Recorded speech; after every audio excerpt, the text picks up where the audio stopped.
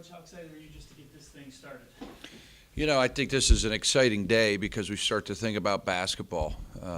It's really about your seniors. I think every year you really want to win for those seniors. We have 4 seniors on this year's roster, 3 kids that have been in the program for quite some time. So coming in as a new staff, the first thing you want to do is think about the kids, that this is their final go-around. And I think all 4 kids have different stories to tell, different paths, but they're all Penguins, and we want those kids to go out winners. So we're really, really excited.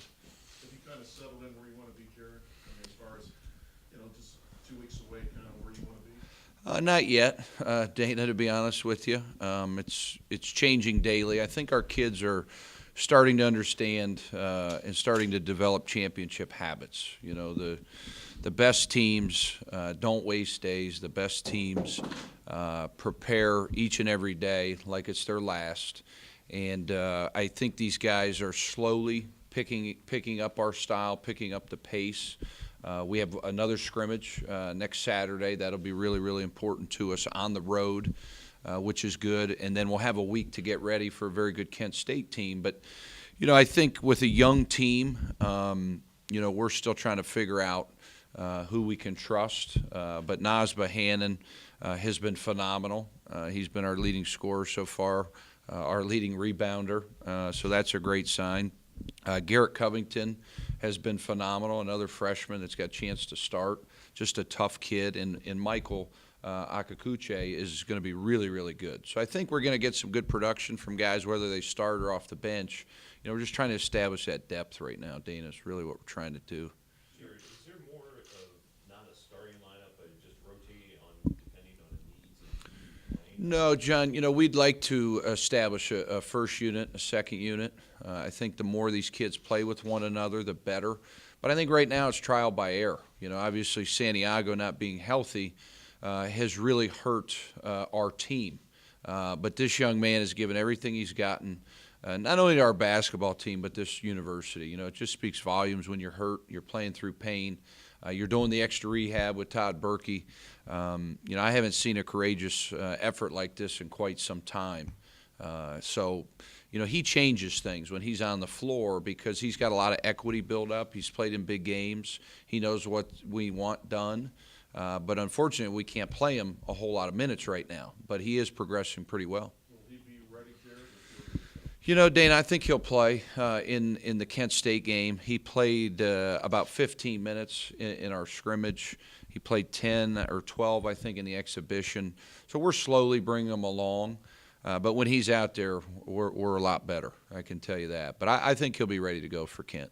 Will Jeremiah be ready to go in his place? Yeah, you got Jeremiah, you got Jalen Benton, and you also have Cam Morse. If we decide to go with a bigger lineup, knowing Kent's going to, have some size, we can go with Michael and Naz and Tyree, Cam, and possibly Dev. So we're looking at a few different lineups, but we've got to get, more importantly, we got to establish that depth. If you're going to play this style, you've got to have 9 or 10 guys that can go and can press and fly around. What did you get out of Sunday's scrimmage that you saw differently out of the team? I would say a little bit of humble pie. It's a closed scrimmage. We're not supposed to comment on it, but I don't think we played up to our expectations. I thought the team that we played came in with a little chip on their shoulder.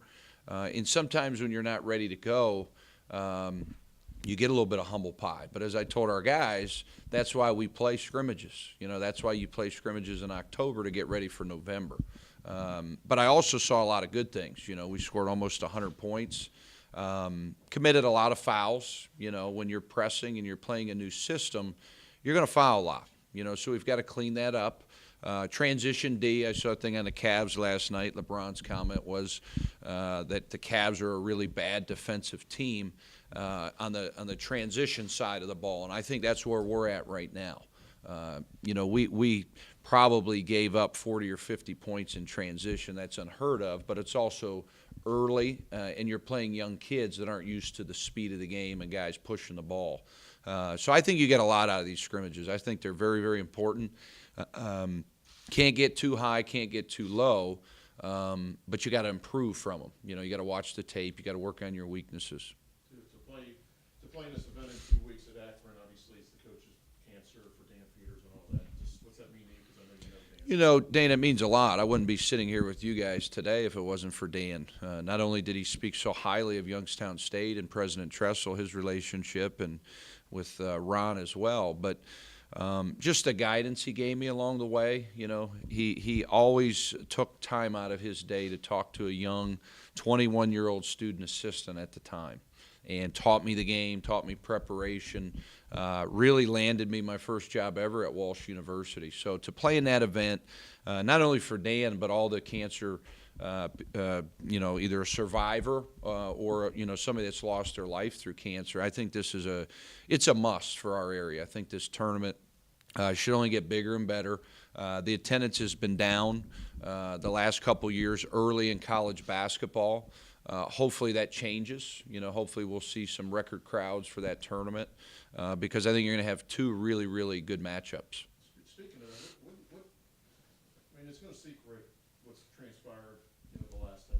What kind of crowds would you expect? What do you expect, that first home game on the 14th? Well, Dan, I expect a lot, but sometimes my expectations aren't met. And my wife, reminded me late last night, Rome wasn't built in a day. You want everything right now, and it's just not. That's just not how it's going to happen. But I think step by step, I think our fan base is going to, work with this team step by step. I think they understand it's probably going to be a little bit of a roller coaster. But our valley here, the Mahoning Valley, is dying for a basketball winner. I think what you want out of your basketball program is consistency. I think you have to consistently win. I think you have to consistently do the right things on and off the court.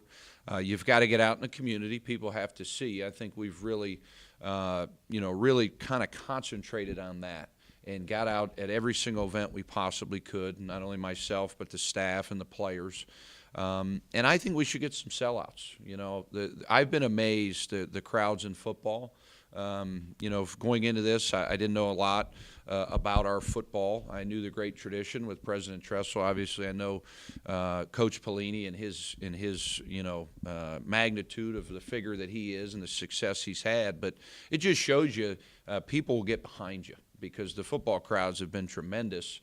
And hopefully that carries into basketball. I think people want to see what we're about, what is this style. A few of them came to the exhibition and thought we looked pretty good, thought we played hard, thought our bench was into the game. We just want our team to reflect this community and get people in here to be proud of these kids. You mentioned the depth in the exhibition game. Obviously, everybody played the exhibition game.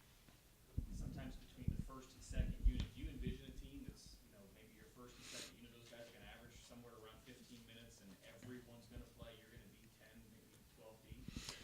Well, I hope we can get to 10. We're working on getting to 10. We'd like to have 11. If Cisco's healthy, I think we definitely are at 10. And if we can get one or two other guys ready to go here in the next couple weeks, we can get to 11. But it wears you down. This type of system wears you down. It's hard to play against. It's hard to really prep for because you're not used to the constant trapping and playing a lot of guys, so they got to know a lot of different personnel. And I think fans will like to see it because all the kids are engaged into the game. But we're not there yet. We've got to continue to work on that bench and get these kids ready to roll. Do you think the style that you're bringing to YSU is something that, is going to catch, maybe other teams in our Horizon League by surprise? Is it something that, maybe isn't common for that league? What I have noticed and studied, not only in the Horizon League, but if you look at all the mid-majors that have went on to a Final Four or won an NCAA tournament game or have consistently made the NCAA tournament, most of the teams play really fast. Most of the teams have really good guards. You look at VCU, George Mason, St. Joe's, when they had Jameer Nelson and those teams went to the Elite Eight. I think at our level it starts with the guards. You've got to have really, really good guard play. You've got to have guys that are decision makers, that are tough, gritty, and spread you out. The game's really changed. There's a lot more three-pointers being taken. We shot entirely way too many yesterday, but that's just a young team launching and, still trying to figure out, do we take a layup or do we take a three? So we got to consistently shoot the ball a little bit better. But I think for Youngstown and our fan base and the league, I think this reckless causing havoc, this toughness, I think it'll reflect our city. I think fans will like it, and I think it gives us the best chance to win, not only right away, but also on a consistent basis. That style, because in years past, we've looked at successful teams in the Horizon League, they've always had a really successful big, whether it's 7-footers or whatever. Is this style of play maybe a departure from that, where you don't need size, you just need guys, with some size that can move and run? Yeah, you got to have guys that can move and can run, but you also need a little bit of skill. We want our bigs to be able to shoot threes. We want our bigs to be able to pass. That's a work in progress because it's entirely whole new system. Last year Cam was very ball dominant. One of the things that I think Cam's biggest asset to our team this year is going to be passing. He can really get others involved. He's got great vision. He's a willing passer. And I think he's playing with a group of guys that enjoys playing with him. So we know in crunch time he's going to be the guy. We know he's going to shoot a certain amount of shots. But I think now with our bigs, we can put them in pick-and-roll situations with Cam, and it's going to be hard to guard. Him and Tyree in a pick and roll, or him and Dev, him and Michael, where Michael has the ability to stretch the D. Those are things that excite me, about the next couple games here in early in the season.